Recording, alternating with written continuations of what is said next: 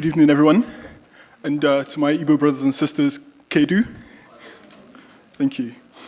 My name is Ini Dele-Adedeji, and I'm a doctoral candidate in the politics department here at the School of Oriental and African Studies, and I'm also a teaching fellow in the Department of Development Studies. And it's a great pleasure and honor for me this evening to be the chair of the roundtable discussion on the music of William Onyeabor, who I'm a great fan of.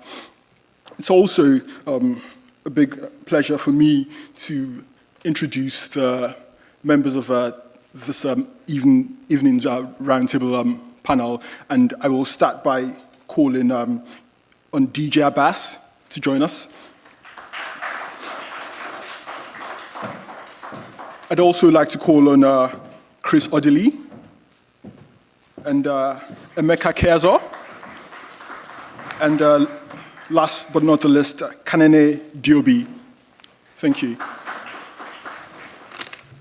And so I'm just going to very quickly run through the respective profiles of our different panelists. I will start with DJ Abass. DJ Abass is a London-based DJ, MC, broadcaster, and a media and entertainment consultant. He is one of the most influential figures in the popularization of African music in the UK and beyond.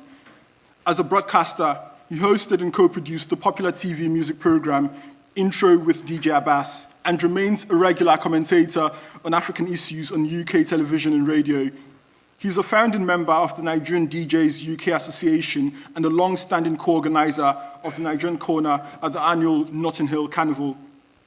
DJ Abass has been a prominent figure on the African entertainment scene in the UK and has been a top DJ both on the club and mobile circuit. He has produced a collection of over 150 mixtapes and made his first Afro-pop mixtape in 2000 titled Downtown Lagos. DJ Abass is the CEO of DJ A Media. This outfit is a dedicated media and entertainment consultancy company specializing in first-class entertainment events management and full media campaigns to targeted demographics within Afro-Caribbean communities in the UK. It has been responsible for some of the biggest and most prestigious entertainment events within the African social network, and notable among these are first-class Nollywood movie premieres, annual African Independence Day shows, comedy and musical concerts, and sports events. I will stop there, unless we might be here all night. Now, moving on. Moving into Emeka Keazor's profile. Emeka Keazor is a historian, writer, blogger, and lawyer. He has for over 20 years been researching outposts in the development of modern Nigeria. He's the author of several works on Nigerian history, especially music history. His works have been published in several journals, both in Nigeria and internationally. He's also a respected speaker on the history of Nigerian music, amongst other subjects. He was the pioneer Anglophone West Africa editor of Music in Africa, one of the world's most foremost online African music portals. He was also a consultant historian to the official Nigerian documentary on the amalgamation titled We Are Nigerians. Most significantly, he was a featured expert on the award-winning 2012 bio-documentary on the life and work of William Onyeabor titled Finding William Onyeabor, which we just watched. Thank you. Odili is the managing director of France Ashley and Associates, a media and event company. He's also the founder of Enugu Old School, EOS, a registered charity organization set up to raise money for charity and reminisce about the good old Enugu days. He's also known as DJ Snake. He's a graduate of University of Nigeria, Nsukka, where he managed the school band and was a leader of a dance group that performed for Chris Okotie, Sonny Okosun, Onyeka Onwenu, and others. Chris was a pioneer DJ in the 90s at the then Sunrise FM 96.1 in Enugu and in Power 88 station in Oka in Anambra State. And lastly, he managed nightclubs for over 10 years, including the Historic Forum in Enugu, which hosted an array of Nigerian celebrities. Thank you.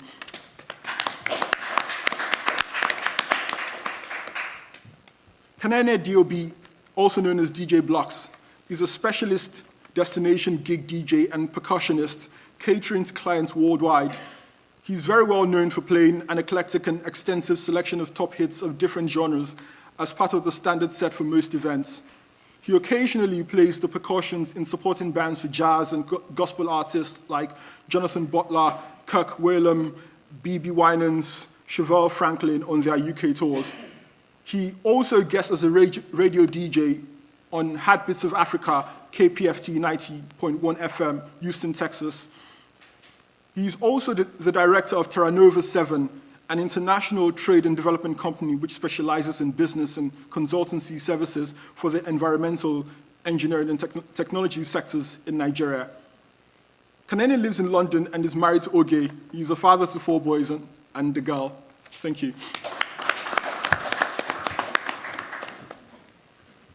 And now let's get down to business. My first question will be for Chris Odili. Chris, there's a truism that a prophet is never appreciated in his own homeland. Now, as an indigene of Enugu, also happens to be based there, do you feel that this has been the case with the music of William Onyeabor? I ask this because some would say that the Renaissance's music seems to be enjoying is due to the huge amount of interest it has begun to generate outside of Nigeria.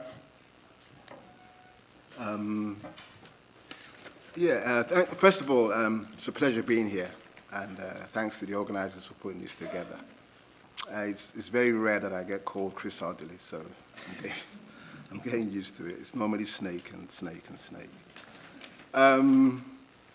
To be fair to you, I ran clubs for 15 years, and I was a radio DJ. And I never played his records for once, either in the clubs or on the air. So it is, really a case of a prophet not being accepted. When we were growing up, and that documentary hit a raw nerve, when he was putting the video together for that particular song, they got in touch with me because I used to dance then. It's a long time ago. And I declined because the rumor was I didn't pay. So I decided not to go. And we looked at him as DJs on the FM station then, we looked at him as an exception. We didn't see him as the mainstream. We never saw William as a mainstream artist. So then we were busy playing Chris Okotie, Jidobi, Felix Liberty, Dizzy K, Oyeko Onwenu. We never played William. So coming to sit here, roughly 30-something years after, in his memory, is a case of it. But I think, in hindsight, he's not the only person. History has, we've got a mountain of stars that we seem to neglect with time. And if you listen to what he's done, if you listen to his music, William was a pioneer. He was a pioneer in every single sense of the word. So yes, to answer your question, it was a case of a prophet being accepted. Sadly, he's been brought back to the limelight again through external influences. But again, kudos to you guys for putting this together to recognize people that we should have recognized a long time ago. Thank you. Thank you. DJ Abass, and also as a DJ, I'm sure you get requests to play different genres of music at events that you work at. I'd also like to get your thoughts on this. I've been a mobile DJ for over club, mobile, partly radio DJ for a long time, but I realized that in my experience, what's kind of helped develop my knowledge of music, especially indigenous Nigerian music, has been the mobile parties. You do all your gigs. I'm Yoruba, by the way. I'm not Igbo, but I've had a long relationship with Igbos, starting from growing up for a certain period in Port Harcourt and Abass, and having my Igbo network, so to say. My first network in the UK as a performing DJ was the Igbo network. And I'm sure people are wondering, what is an Igbo network that we don't know? We don't get this reception. But I do a lot of gigs within the Igbo community, and I learned. I'll tell a little joke before I answer that question. I went to a wedding once, And I thought I had everything, you know. And it's okay, oh, the mother of the bride is coming out now, so play something nice. And I played Celestine Uku's and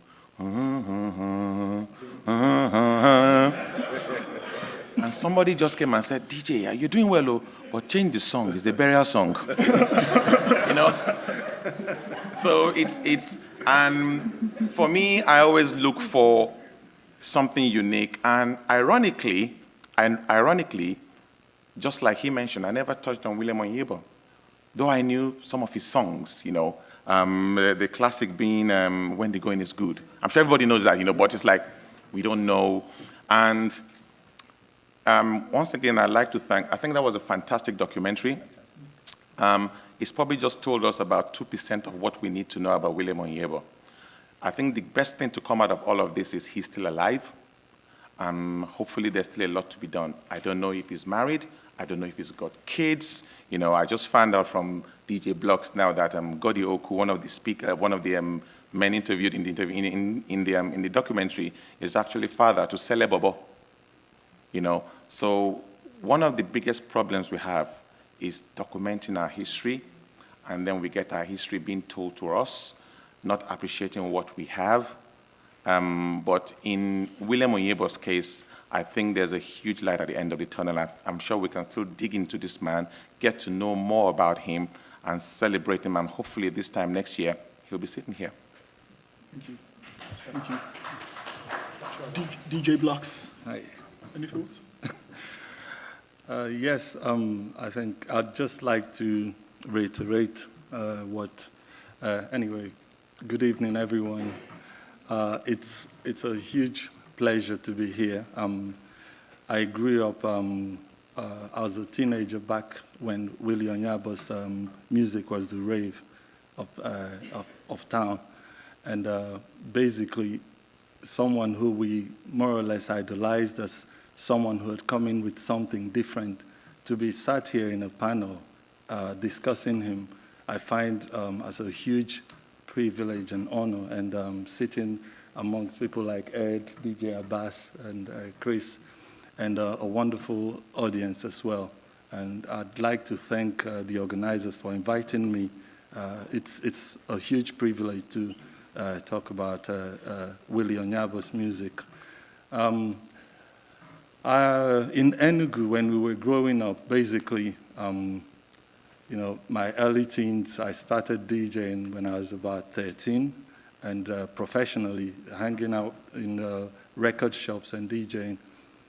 One thing about William Onyeabor's music, when I was exposed to it, was I think it was through the music videos first on the tellies. Most people who grew up in Enugu about that time can attest to the continuous repetition of that video, because it was such a brilliantly put together music, and the video as well was also way ahead of its time, because for the first time we were seeing a fusion of traditional Igbo culture music with not just the beats, but also the dance steps, break dancing to something that is from one of yours.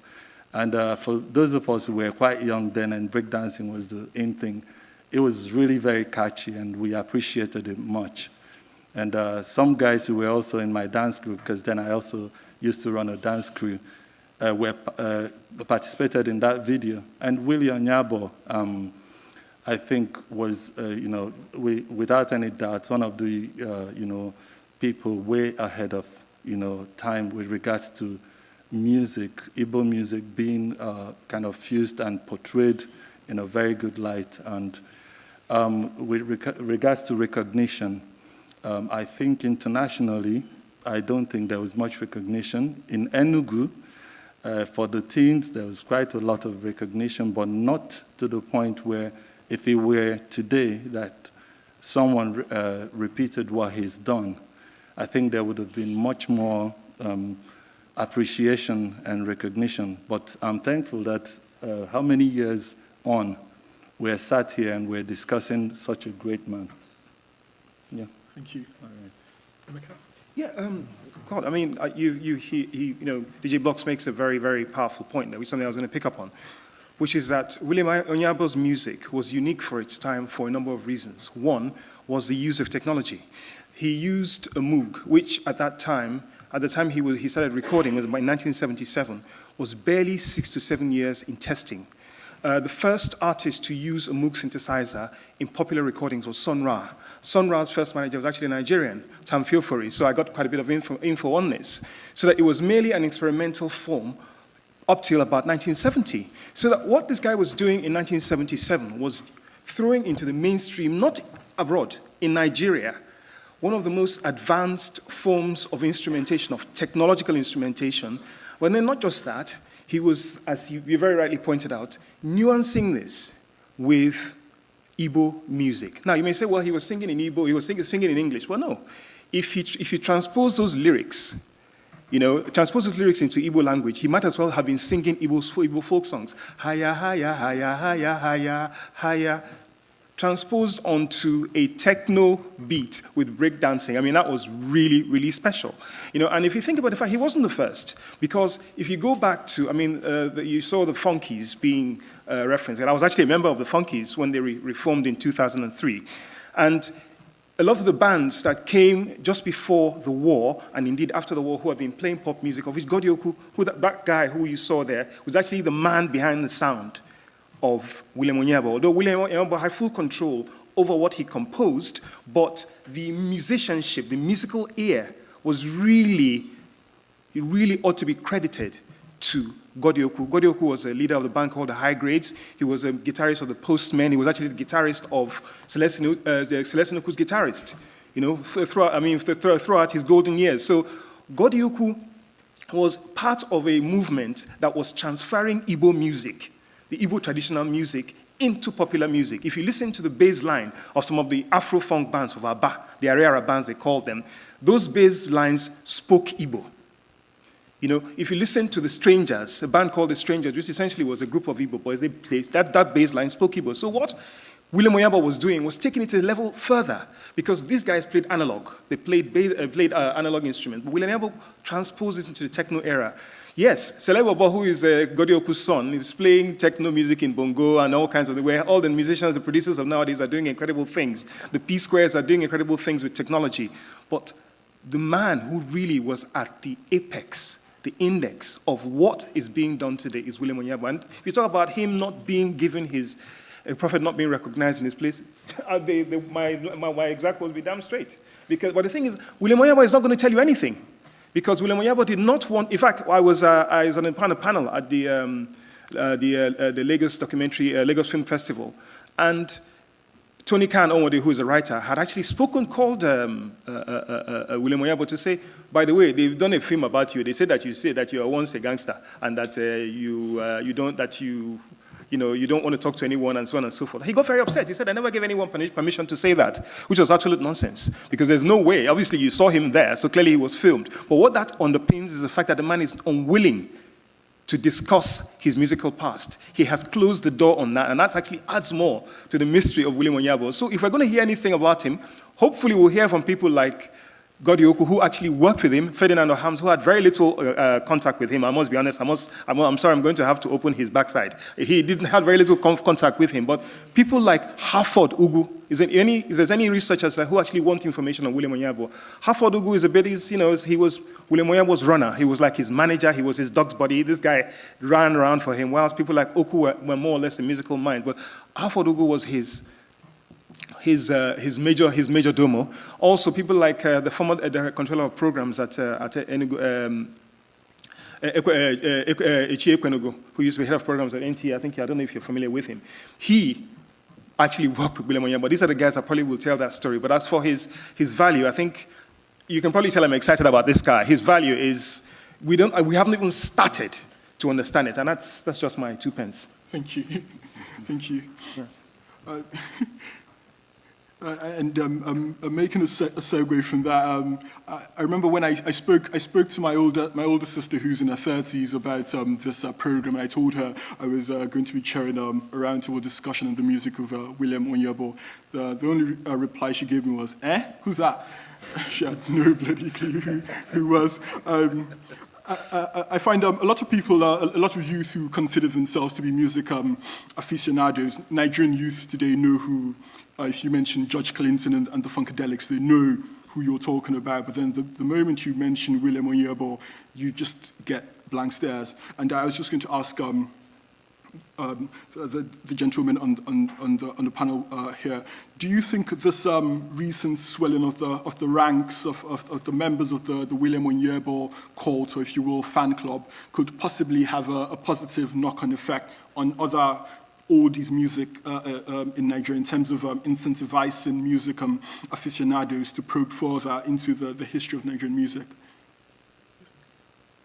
Without a doubt. What we now call Afrobeats, the term, is actually a generic term for, in my own opinion, any form of urban African pop sound. So you could be in Nigeria doing Niger pop, you could be in Ghana doing high life, you could hip life, you could be in South Africa doing kwaito.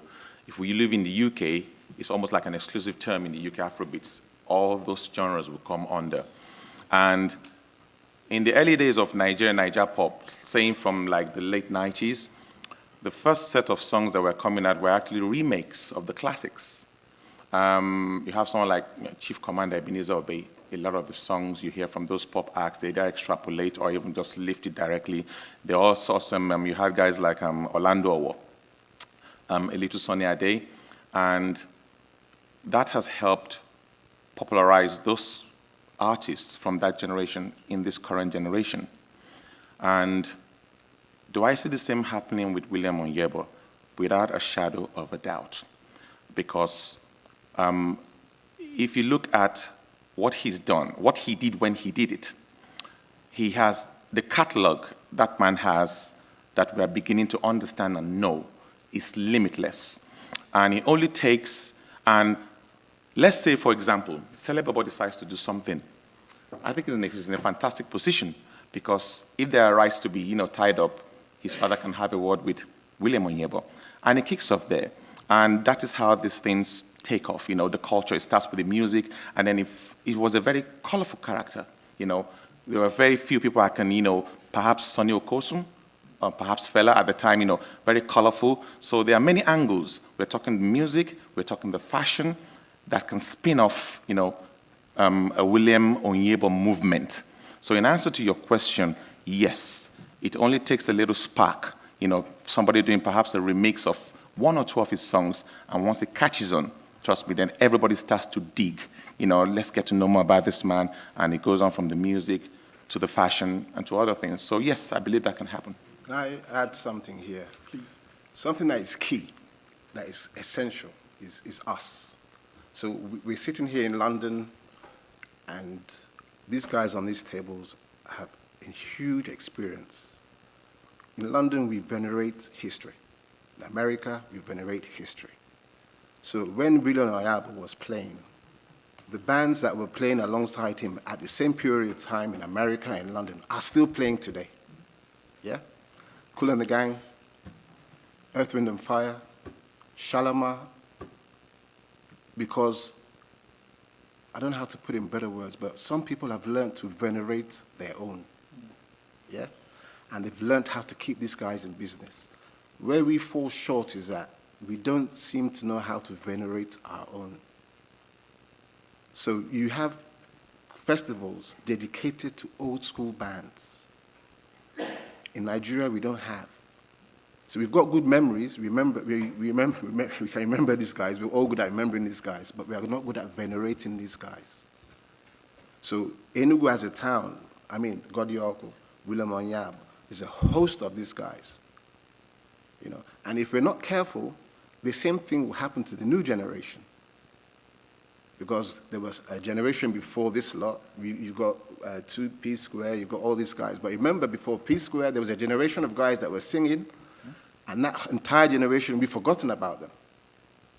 So what's Daddy Shoki? Yeah, some people, Daddy who? Tony Tetula, Tony what? 10 years. Yeah, and Tony Tetula was just 10 years ago. Yeah? Daddy Shoki, how many years ago? About the same. About the Okay. same. Alex O. Dizzy K. Felix Liberty. Alex Zito. Yeah? Maureen Ejezie. So it's not just William Onyeabor, but it's us as a people learning to venerate our own and putting in place a mechanism, whatever we do, to keep these people and what they've done alive. And that's where we need to work on. William is an exceptional person, but then he's also part of a scene. And that entire scene, we seem to have forgotten about. Thank you. Okay. Right. Without a doubt, I believe that what people like William Onyeabor's music, the kind of impact it's had on the current Nigerian Afrobeat pop scene, the sort of impact, positive impact it's had, without any doubt, I'm sure that a lot of these artists and future artists and producers would be looking back to trying to tap into, the other older artists' work. And all what it does as well on a global scene. For example, you can relate directly the impact William Onyeabor's music has had on the current pop scene in terms of identity, the language fusion, like the beats and instrumentation, the dance styles, the lyrics, the storytelling, like you hear Flavor sing.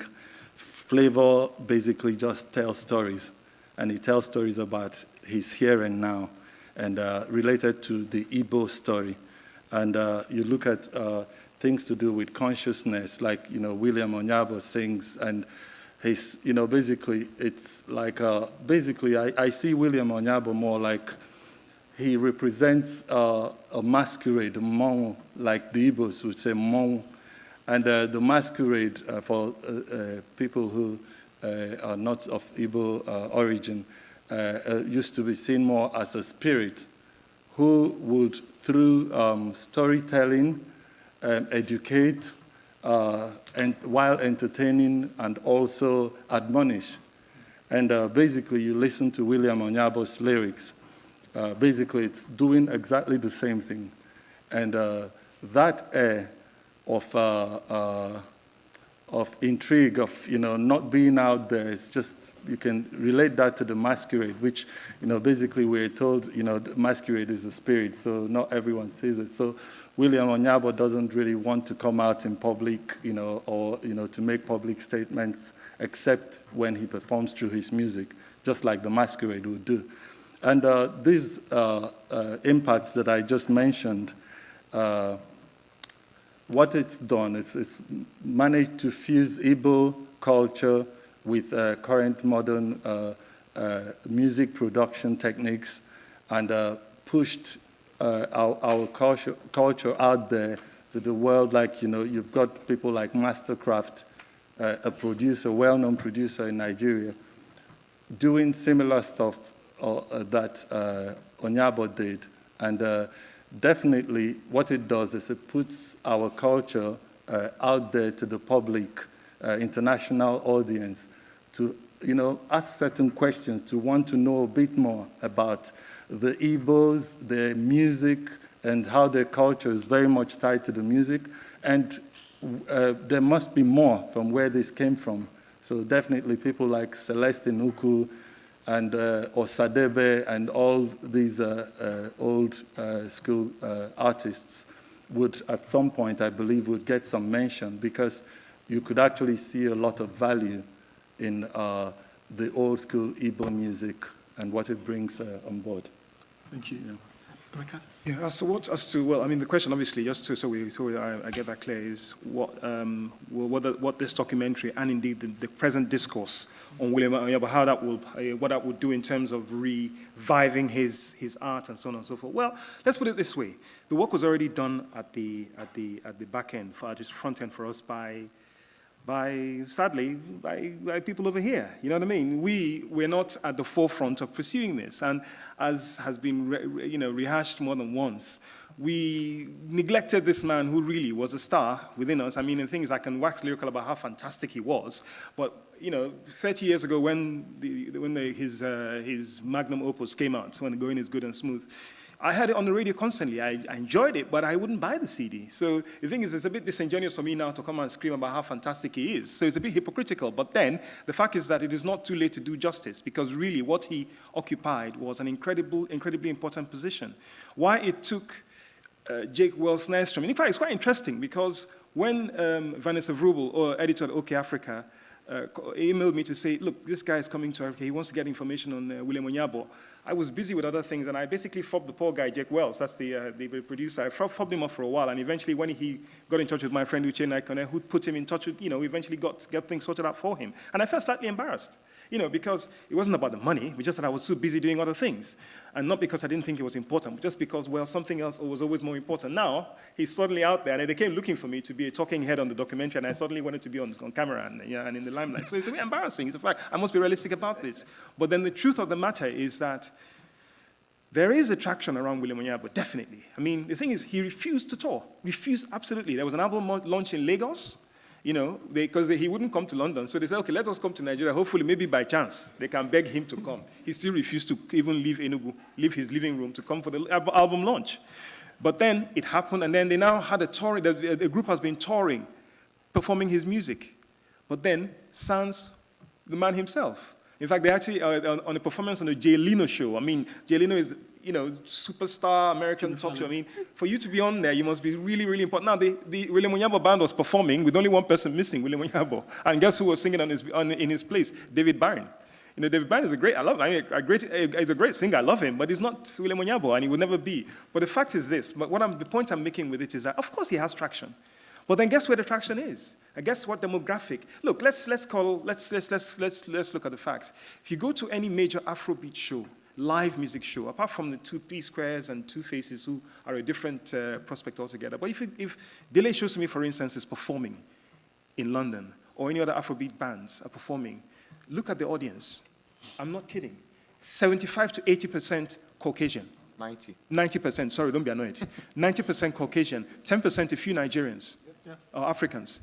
And then I look at this because I perform with Dele regularly, and I ask myself, what exactly, okay, these guys are here, the place is heaving. At the Empowering Church, there's no space to throw a pin and it drops. And then I ask myself, what are we doing? So the traction is there. People are listening. William Onyeabor is super hot at the moment.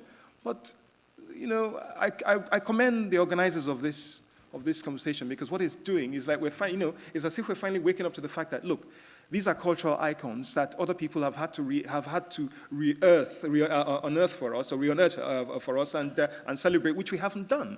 So whose job is it then to further the traction? Whose job is it to push it down? Well, it's down to the rest of us, guys. I mean, I'm sorry, that's what it comes down to.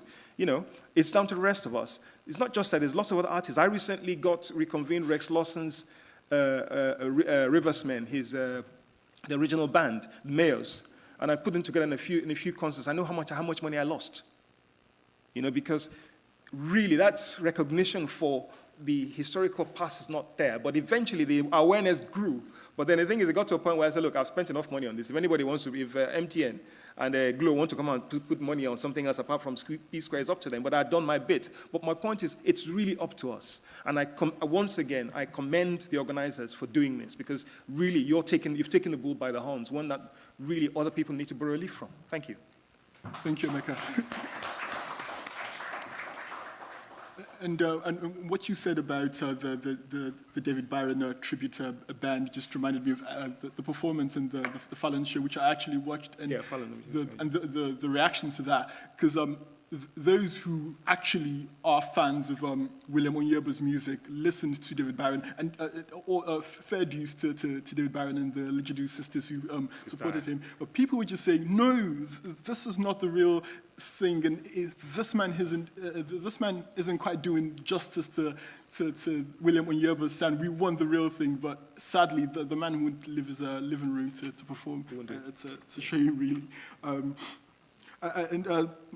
My last question for you gentlemen, No, this is to do with the sort of the myth around the persona of William Onyeabor. It seems to me that if you put more than one person in a room and you ask them to give you their own version of a narrative or a story of some sort about William Onyeabor, each person's story will differ. So I wanted to ask each of you if you've got any sort of myth or any story or narrative about the person or some antecedent of William Onyeabor.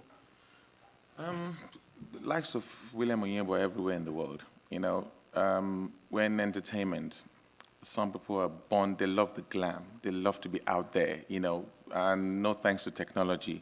So you got Snapchat, they're snapping away every minute. You got Instagram, they're putting everything out. And by the same token, you have people who love their art, but don't love the noise around it.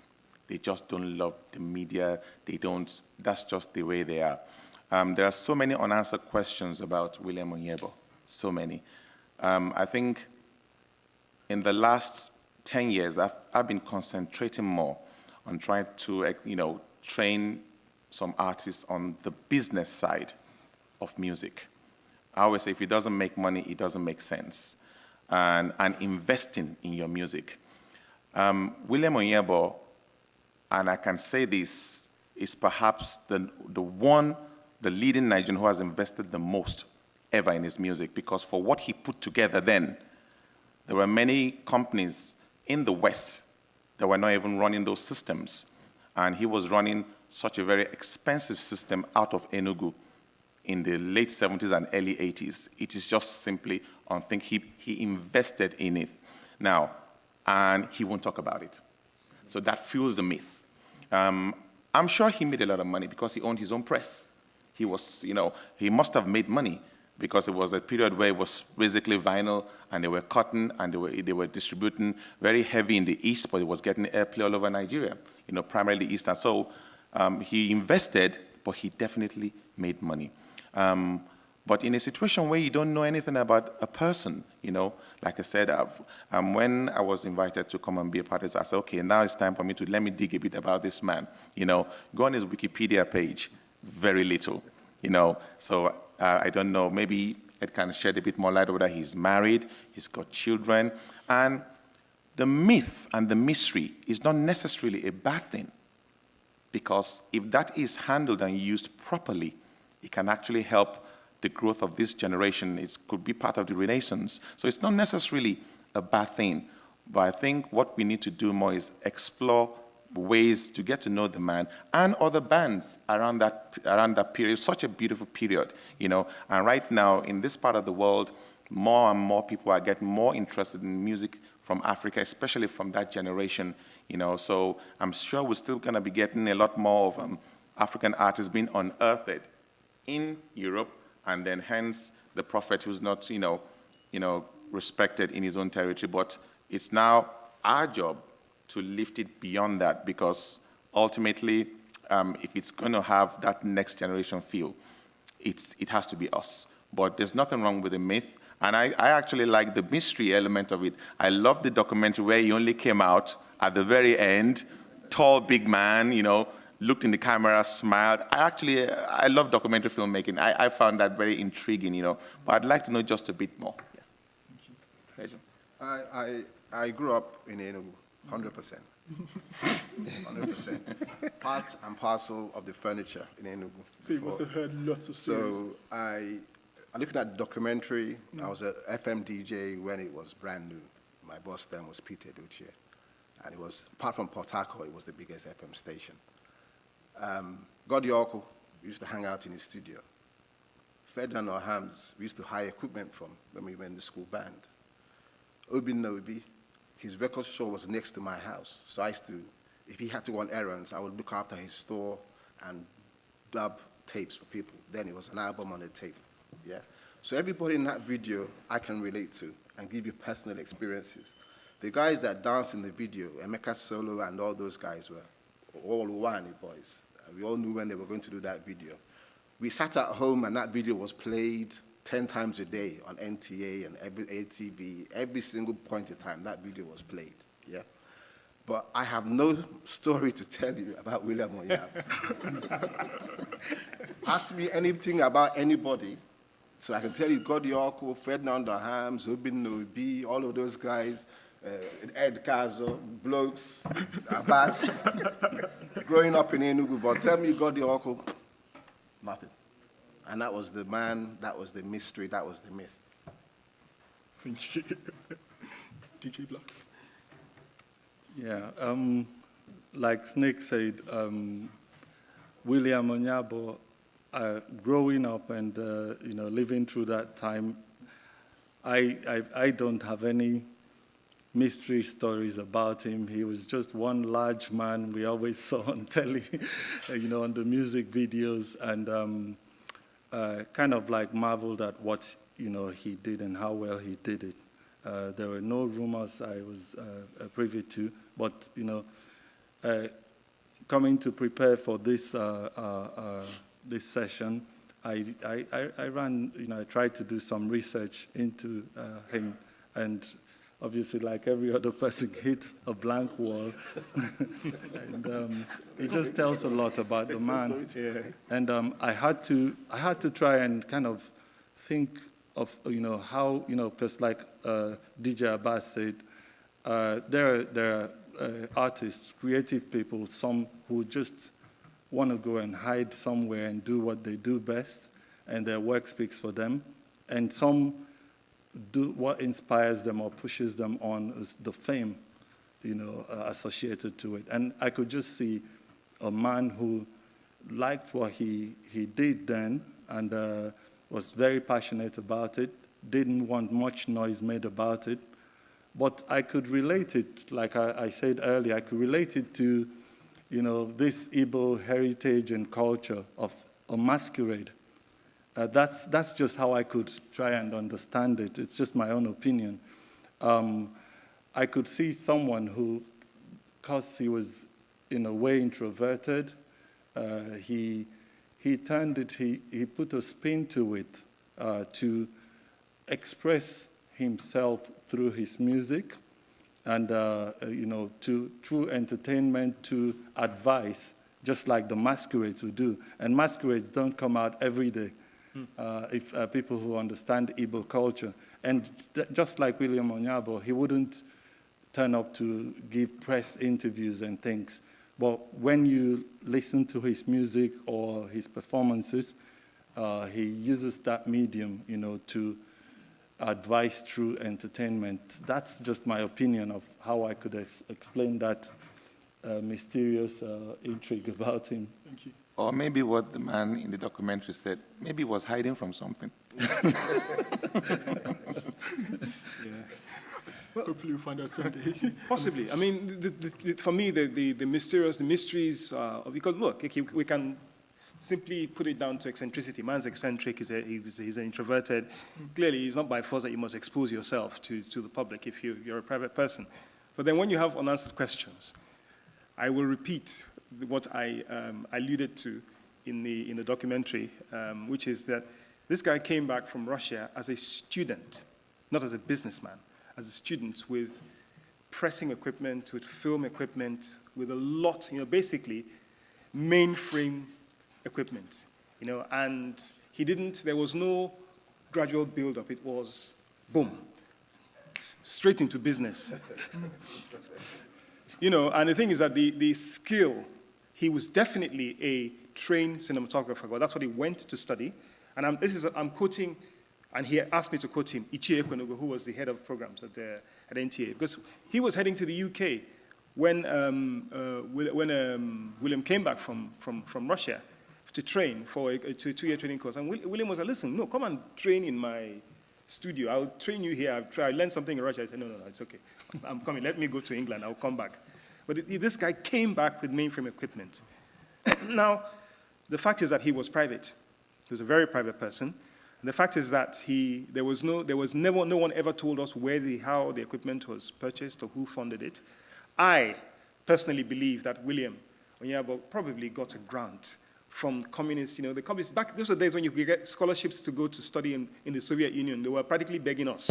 You know what I mean? So obviously, if you pitch someone to say, look, I want to train Nigerians in cinematography, I want to build this to the glory of the motherland, clearly there's no, I don't think, I'm sure there would have been some support, but nobody knows.